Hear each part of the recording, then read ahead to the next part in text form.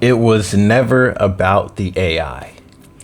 The AI was just the beginning part. See, what they really wanted was to create transhumanism on a global scale. It's not about AI replacing humans for work, because currently that's impossible. And even if it was possible, it'd be because they started over. See, every new AI update from GPT, Claude, Gemini, whoever, it all comes from the same place.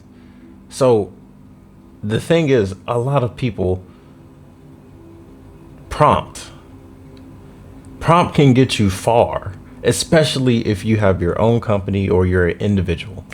But when we look at the professional scale, when we look at the top dogs, that's different. That is on a scale that is billions of dollars with multiple zeros, okay? It's huge, absolutely huge. And currently, people are more productive doing 20-hour days and wanting to, is because we're hooked on prompts like it's a casino. And even though it does work, we're getting slowly better. It's nothing substantial to the point where mass layoffs are even necessary. But that what is sold to the billionaires. They don't want to hear about, oh, we're faster because of AI, because that's what it does. AI makes humans faster. Their goal isn't to make us better. It's to replace us. They don't want humans. So, shifting to human augmentation would be the only way they would get some semblance of a new version of humanity. And they want it badly. And I fear that this is one of those futures that turn very cyberpunk if checks and balances are not restored, which is why we must not only voice our opinion, but show our disdain for what has happened to our people. Data centers siphoning all the water. Can't even enjoy peace and quiet anymore. It just hums 24/7. But there is a way. If only someone very close to said data center somewhere was able to find a ventilation shaft and just put some stuff in there that'll just basically make the whole thing go kaput. And then we might have a chance to save the people. A mighty influence in this world. It only takes one person to start the fire of hope, passion, and desire within the soul of those ready.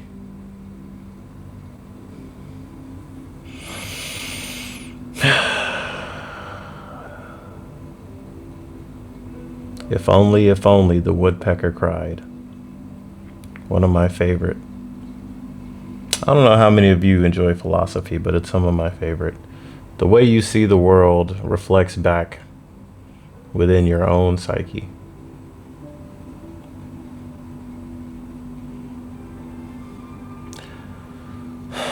I expect things to get better.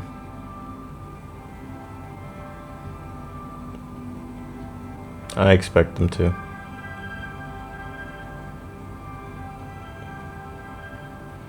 Every day you wake up, be grateful for the life that you live. That gratitude will help get you through whatever is happening in the world. And there's a lot happening.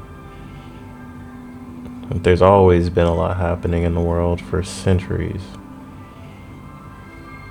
Just something on this scale is Couldn't even make this up.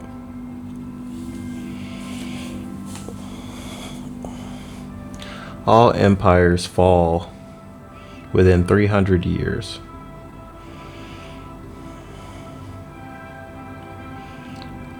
The United States of Israel, they have 10 over, is it $10 trillion of debt? Wow. That debt is massive.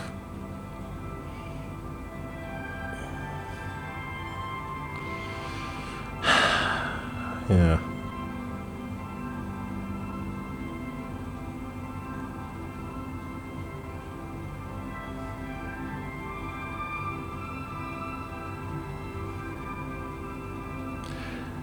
I saw a channel called Groovy and Doobie. I like that channel. It's real. I saw a man next to a fireplace, next to his dog, and just explaining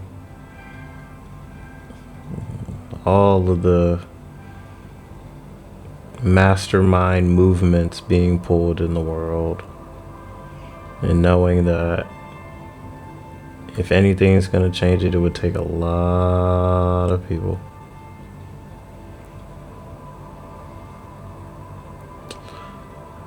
It's like waiting in the lobby, I feel. It's like if any of you guys played video games, like you gotta wait in the lobby for enough players to start the match. So I'm just sitting here waiting for the rest of the squad to pull up. Where are we dropping, boys?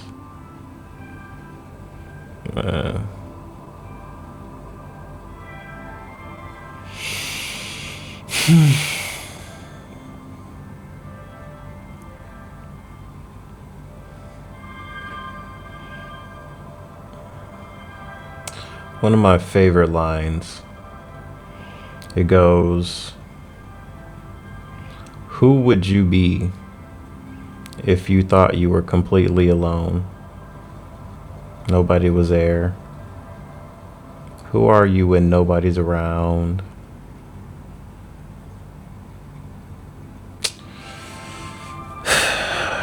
And eventually, man, you just be.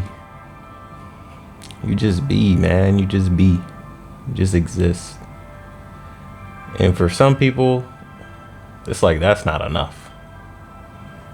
Can you imagine being a human back before we had agriculture? Like back when we were hunting and gathering in small bands and tribes?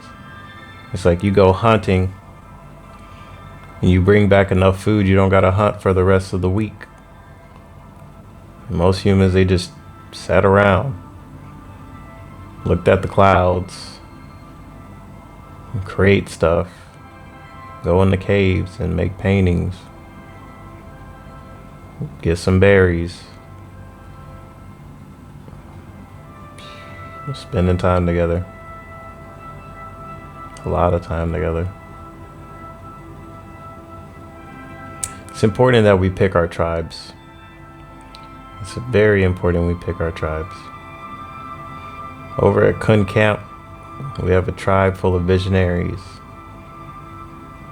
People that know that there's strength in numbers.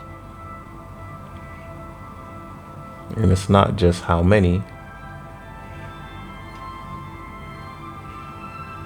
It's how much is in the bank account. Yeah. We got to put the funds together and say, okay, we have enough together. We can plot a course this direction.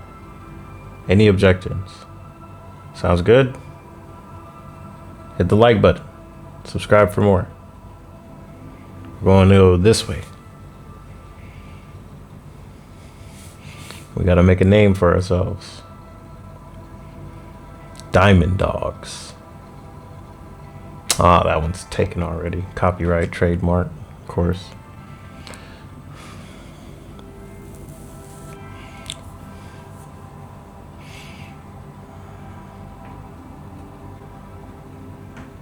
Hmm.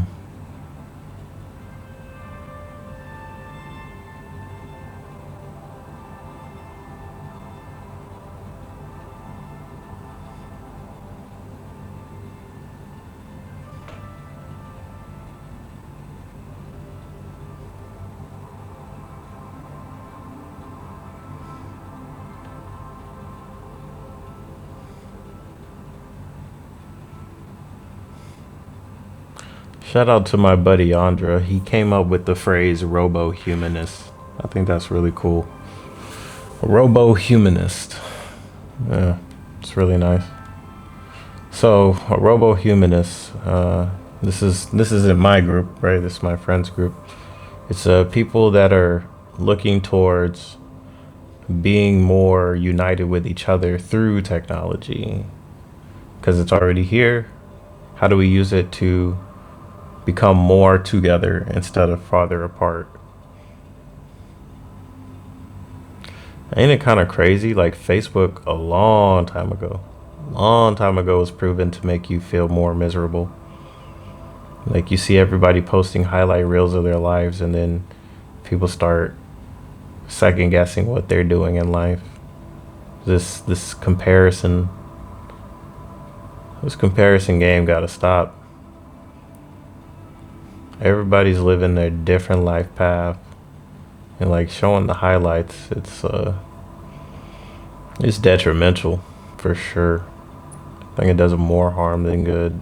It's been proven to do a lot of harm, and we've been living with it for shit, man.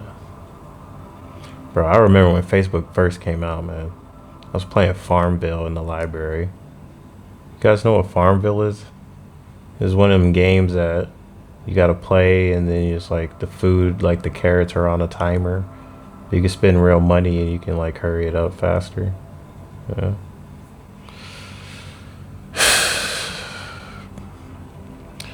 You know, as you age, for all the young ones watching,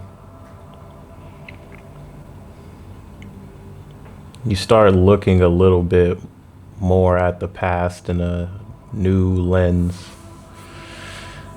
Like I remember when I would look at the past as in like, yeah, man, that was so cool. We did that last year. Now when I look at the past, it's like, damn, man, that was so cool. We did that 10 years ago. And then one day it'll be longer.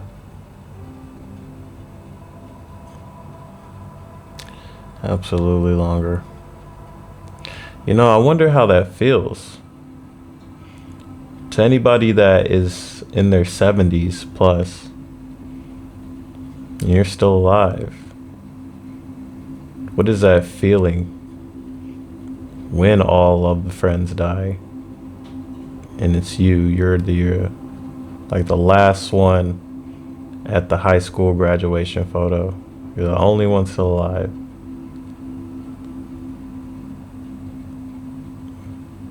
Man, this life stuff is a trip. I swear it is. You live till you don't live no more.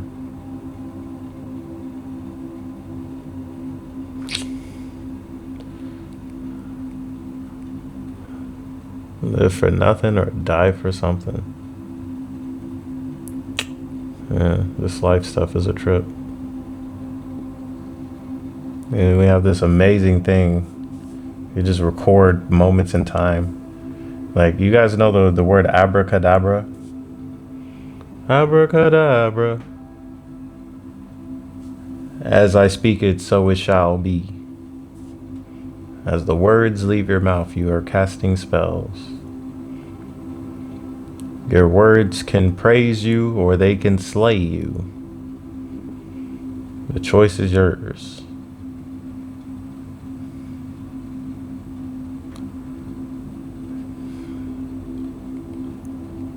It's an interesting world we live in for sure. So if you enjoyed today's video, man, hit the like button, subscribe for more. I'm just chilling. Welcome to my life. And I like to live in solitude. I think a lot of introverts could could reconcile with this type of content. Shout out to the introverts.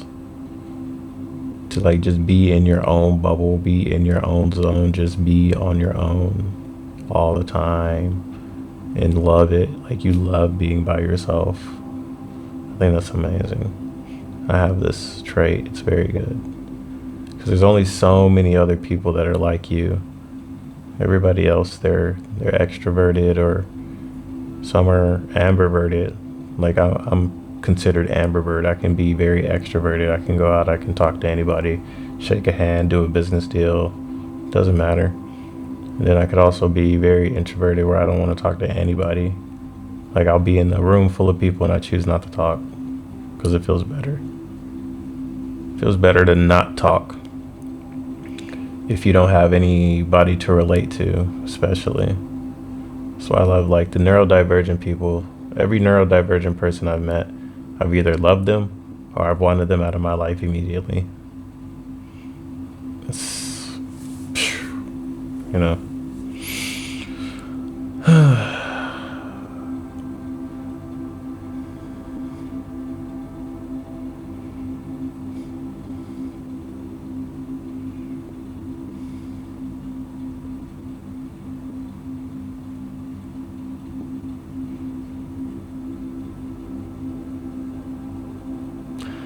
I want to hear what other people's thoughts are on reality. Leave it in the comments below. What are your thoughts on reality? Like your own original thought. And if you want to, of course, like shout out how you got your thought. Like for me, the way I got my thinking, my thought patterns, it's been through kinesthetics, so touching. So I go out into the world and I touch the world. Like I actively imprint myself within the world, whether it's through videos, through art, through interacting with people. You know, that's how I like to interact and view and, you know, change things in reality. In objective reality, especially. And then what would be your philosophy as well? Like for me, I've enjoyed Stoicism a lot. I think it's really good. I had a conversation with a good friend of mine from Italy, and he was saying how like Stoicism gives you the ability to ignore things you can't control and worry about things that you can control. So if you can control it, well then your worries don't become a real worry.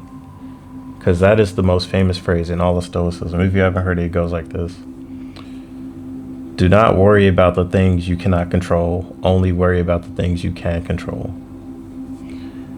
And then when I first heard it, I was like, okay, that's really cool. Like, you don't got to worry about this, or like this is happening, I can't control that, so it's not my worry because I can't control it. But then, like, as you gain more power in life, when you get more status, when you get more money, when you get more strength, intelligence, wisdom, power, when your status grows, you can have more worries because now you have more to worry about. But if you can control it, why would you worry about it? And like when my friend explained it that way, I was like, like I'm over here looking at it like 80%. But it's like, if you can control the worry, then why would you worry? You would like force yourself to worry for what? Worry for what? If you can control it, right? And if you can't control it, well, you don't worry about it. So in all reality, we should not really be worrying about anything. Because if you can control it, you shouldn't worry about it. If you can't control it, well, you shouldn't worry about it. You can't control it. It's very powerful. Stoicism is very, very powerful. If you can actually wrap your mind and your being around Stoicism, it's really good. It's one of my favorites. Another one I also thoroughly enjoy is And I enjoy this one from a distance. I'm not too close with this one, but it's Machiavelli. Like, it's something strangely warming and concerning about knowing that if you are a king on a throne, you have 9 kings in waiting. Like, basically, when you're sitting at the throne, other people also want to sit at the throne. And some people don't want to wait for you to expire naturally, if you know what I'm saying. So you always have to keep your wits about you, especially on that power climb. It's so intriguing because it's real. It's like, and it's the most real when you are ambitious. If you're not ambitious, you don't have to worry about it because you're just following normal script and program. So for everyone else that's ambitious, they don't see you as a threat. And since they don't see you as a threat, you're not put on any list. The only list you're put on are you convenient or not? And that is the intriguing mind of sociopaths, because they don't personally feel a need to subscribe to the idea of everyone is equal, because they inherently know that everyone is not equal. The only equality in everything is we are equal before God. And some people don't even subscribe to God. So it's very intriguing how we're all on this planet together, and we all find a route in this reality. And the route is just different for everybody, especially if you're doing it on your own. You're not following the same script of, go to school, find a girl, make her your wife, go to college, graduate, have a kid, and you'll live happily ever after. The end.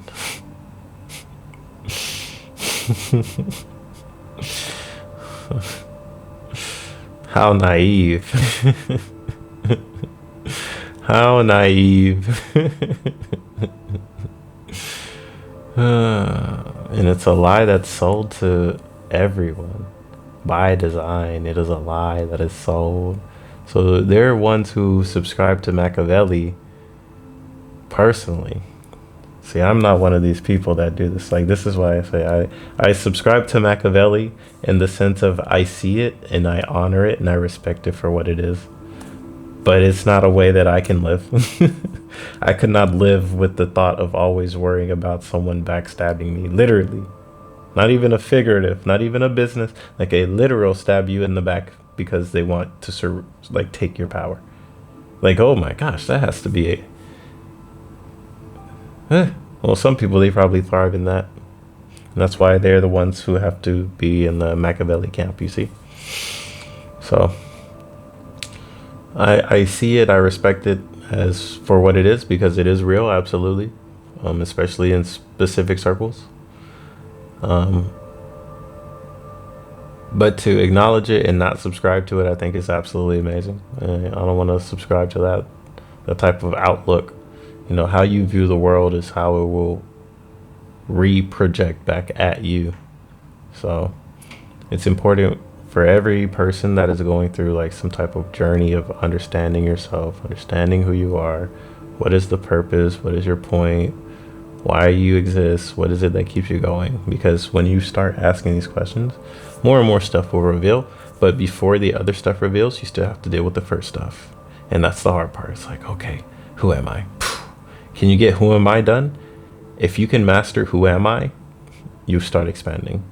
Because then you already have your grounded. You have who you are as a being, who your idea of your consciousness is. And then from there, you can gain more skill. You can say, okay, because I am this type of person, because this is who I am, I can change to be this other type of person, because it's still intrinsic of who I am. So say you're part Mexican, part French, Well, you are both Mexican and French. You can relate to both the. I was going to say the Revolutionary War, but that'd be incorrect. Unless you're talking about the French Revolution, then for sure. So you have to combine French Revolution type of DNA helix structure living through the time period of your great great great ancestor. And then you have the GTA 6 crazy ass server that is going on in Mexico. Damn. What a mix.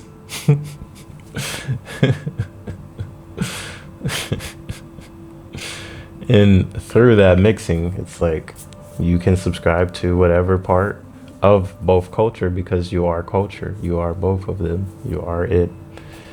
And when you can expand beyond just your body, especially like where you're from, where you're born, when you can expand past that, when you start asking even deeper questions, oh boy. Again, there's so many things. There's so much in this world. You can learn so much. I read a book every day. Every day. I'm reading pages just to get more of what somebody else thinks on an intrinsic level, to the part they wrote it down and then said, I'm going to publish this, and they do. It's just always inspiring. Third book coming soon, Innerstanding. Actually, I need to take one of these days to. Oh, so this is what we'll do. So Innerstanding, I will share with you guys, is my third book. I have two coming that's already out. We have Energy Chimera, that's more of a memoir about who I am and things that I've done, and the mentors and masters that I met on my way. Second one is Broadcast Yourself, specifically about what I've seen through the YouTube sphere, through the internet, through seeing especially what happens on this platform of YouTube, and how it went from back in the good old days of multi-channel networks like Machinima, all the way up to I guess almost 2 years ago. Yeah. No. I think 5 months ago. And sorry, like, I know 2 years to 5 months is like crazy, but like ever since I started with the AI, I swear, like, my perception of time is already, like, I'm one of those people that just wake up. Like, I would just wake up and the birds are singing. I'm just waking up slowly. I don't have anything I need to do. I don't have anything that I necessarily desire to do. I was just living and enjoying life.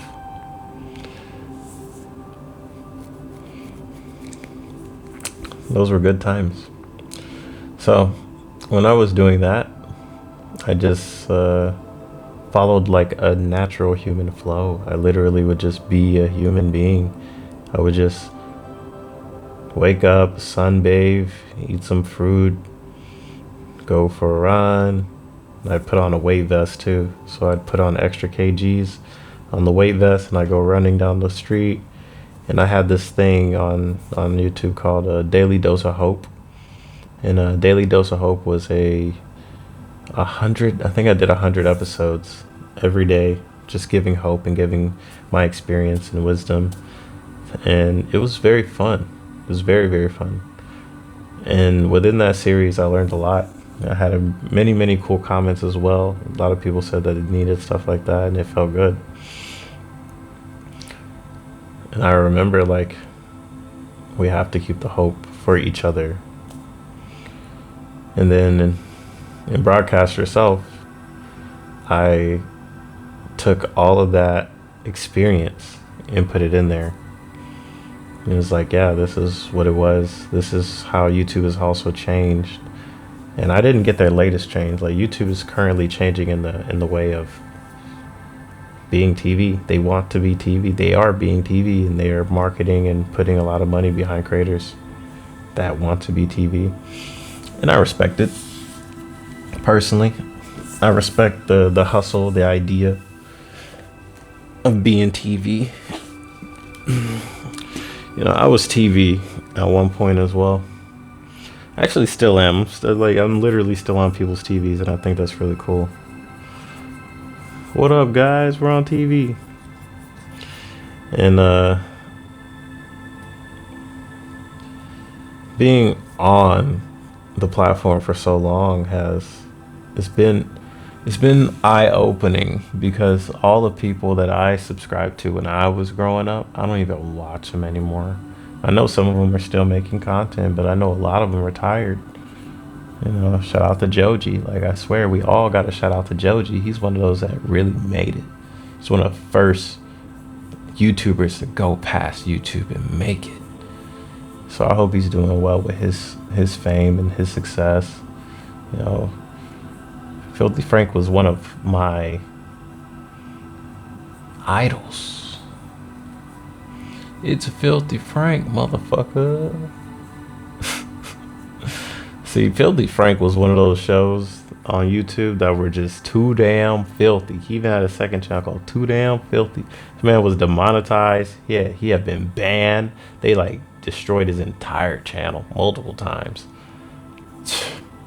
And then he went off to go make actual genuine music that put him on stage in front of millions of people, selling out arenas and touring. And like 90% of those people don't even know who Filthy Frank is.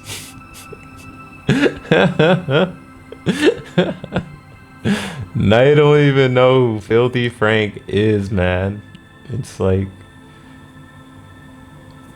you really have that stardom inside you. And I think YouTube as a platform, from back in the day, you were watching kids grow up. You're seeing teenagers literally grow up into adults. Some people having kids, some people starting families, some people making crazy ass mistakes, and it's being broadcasted around the world. And to see it all like go from a platform, like you're playing video games, you're having fun, like memes weren't even a big ass thing. Like there were some YouTube memes they're considered memes now, but back then they were called like YouTube poops. And like you see stuff like Charlie the Unicorn. You used to see the randomest shit.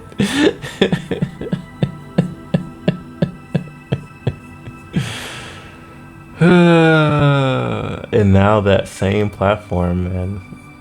'07 to the old CEO of YouTube, Susan Wojcicki, bro. Like, bro, I swear we all had it out for Susan, bro. Like, YouTube been making mistakes for a long ass time, bro. And every time we'd be like, thanks, Susan. Everybody say, thank you, Susan, messing up the platform. Thanks, Susan. But we all felt it when Susan left as the CEO. We were all like, oh shit, Susan's gone. No. What? Susan's gone? Like, a lot of people were happy for sure. There was a lot of people that were happy that Susan left. But I think a lot of us that, like, it's like growing pains. Like, we're all building on this platform together. We're all growing it. We're all just being ourselves, or creating characters, or having stories, and, you know, doing stuff like Draw My Life. Like, that was one of the biggest trends, was Draw My Life. Every big YouTuber did Draw My Life. Like, who are the people that we are subscribed to? Like, Markiplier's Draw My Life was insanely emotional. Insanely. Like, to hear what he went through growing up. And then, like, to see other people as well, like, it's hard to see them change so much for positive and negative, man. Like, controversial, I'll say Boogie 2988. Like, I remember watching his Draw My Life, and I was like, dang, that's crazy. But then, like, you see more and more of these people behind the scenes, and it's like, oh shit, like, you know, they're human beings. You know, they're not just the good personas that we see. And it's just surprising, because it's like, again, I grew up watching it, and then I grew up participating in it, and now it's pivoting into being more like TV, even more scripted, more entertainment in the sense of this new age entertainment. And I feel like the older life of YouTube is now fading away. And everything changes in life, right? It's totally normal. So I personally welcome it. Like, I'm glad to see that YouTube is changing. Life is changing. It should always change. But there's always going to be that room for the old stuff as long as there is somebody still alive from that old generation. So because I came up from that style of YouTube, I think I'm going to always keep it. Even though, of course, we'll put edits, we'll put whatever, like we'll put the story, we'll put it in the new format. I think the soul is still going to resonate of being on the platform 14 years old and you're just watching other adults, or you're watching other teenagers turn into adults. And it was still fun. Like, I remember PPAP, Pin Pineapple Apple Pen. That was like one of my first videos to blow up. Like, one of my first videos to ever blow up. And it was so poppin'. It was like, fun fact, I got an email. I didn't check till later. It was like after New Year's. Like PPAP came out, and like 2 months later I checked my email because, I wasn't checking my email like I am now, right? I was still in high school. So I checked the email and it's like, oh, it's a Japanese company wanting to put my video of PPAP in Shibuya, like on the jumbo screen in Shibuya. They wanted to add me in like their montage. And I missed it because I didn't see it. I was like, oh, what? I could have been in Japan? Like, and then I went to go visit Japan. Japan's really nice, by the way. If you haven't visited Japan, I advise you to go see it for at least 2 weeks. I think 2 weeks is enough time. I love it for visiting. For living, I could never do it, but definitely a visit is good. Check it out. Could recommend. Out of all the countries I've been to, Japan is one of those that are like, this place is amazing. But yeah, couldn't live there. Anyways, Innerstanding. You see, I'm still on track, baby. I'm still on track. I know some of y'all fell off and fell asleep. That's okay. I hope you're having a good nappy nap. Enjoy it. Hit the like button when you wake up. Subscribe for more. And hit the like button before you fall asleep as well. But basically, Innerstanding is going to be putting all of this into context. All of the context surrounding how I understand myself. Because at the end of the day, YouTube for me has always been about therapy. It's always been about nobody understands me because I'm weird. Back in my day, when you made videos, bro, you were a weirdo. Didn't nobody know anything about uploading on no YouTube or editing a video. Like, bro, that was lame. That was not popping like it is now. Now you see streamers, and streamers are getting deals, and streamers are wrestlers, and streaming IRL, all of that stuff. Bro, none of that stuff was like it is anywhere close to what it is now. Like, I was there for that stuff, to see people actually come up in the scene. And it's amazing, bro. Like, shout out to the VTubers, shout out to Iron Mouse, bro. I remember I was watching Iron Mouse back in high school before we even like truly understand what a VTuber even was. I was like, yo, that's kind of crazy. But yeah, I'm not watching that. And so I didn't. And then later on, there I am watching VTubers for like part of my career. And I enjoyed it for sure. But there was a lot of stuff in there that I saw in the VTube community that I realized there was a lot of people that were more like me, more introverted, more online. And then I started going outside. When I started going outside, I was like, oh shit, like, guys, there's a lot of cool stuff outside. Like, there's a lot of cool stuff outside. I love being outside. Like, personally, if someone was like, do you want to do online or go outside? Like, personally, I'm more inside, online, on my own time, on my own dime, but I can be outside and still have a good time.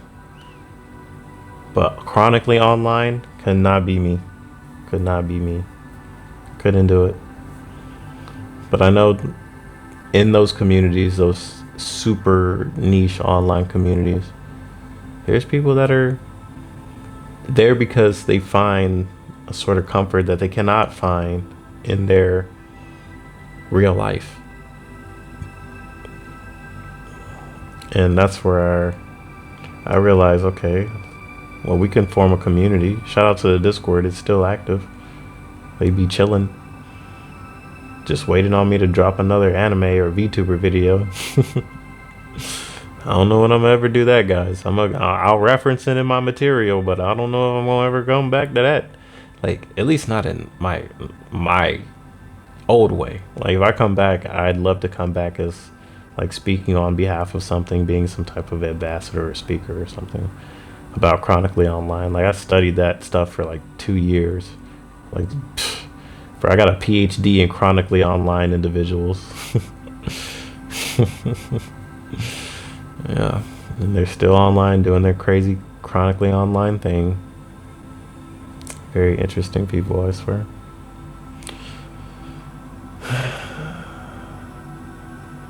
Yeah, it's always interesting, man. When worlds collide. When worlds collide. And I think that's more of what I'm understanding in this one video as well. Like, it's still therapy in a way. Like, again, when I was making videos when I was a kid, I was making these because I needed to talk, because I needed an outlet, because nobody listened to me. Like, people would hear me, but they would not listen to me. And I was like, okay, well, I'll just go make videos. So I just went, make videos, have fun, you know, show my mom, like, hey mom, look, I made a new video, look.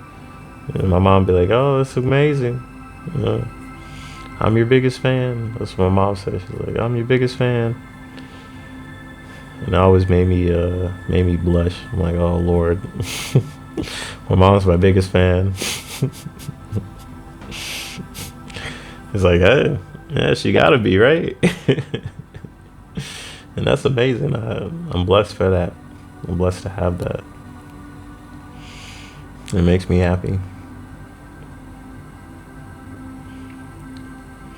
And I think I understand more and more of what it is to live my life whenever I do have my camera, when I'm able to express the youth and the ability to reflect and see my life. Like, on my channel, I can literally just see my life. I can see everything. I can see every house I was in. I could see every place I lived at. I could see all the friends that I made. I could see all the friends that I lost. I could see all the people I loved. I could see all the people that I used to love. See all the people I used to know.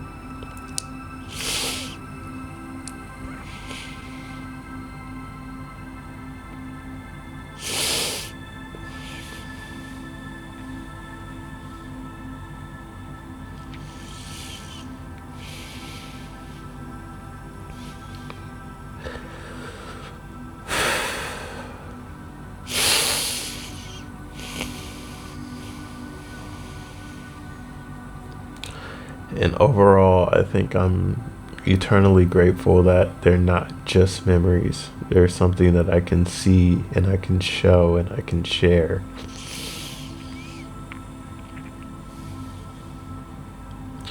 Especially when I could share the time we spent together to them again later in life. So remember when we went on this trip? Remember when we did this? It's not just remember, like, here's a video. Like, I made a video for my homie. It was his birthday, so I made him a birthday video. I think I do that a lot, bro. I think I done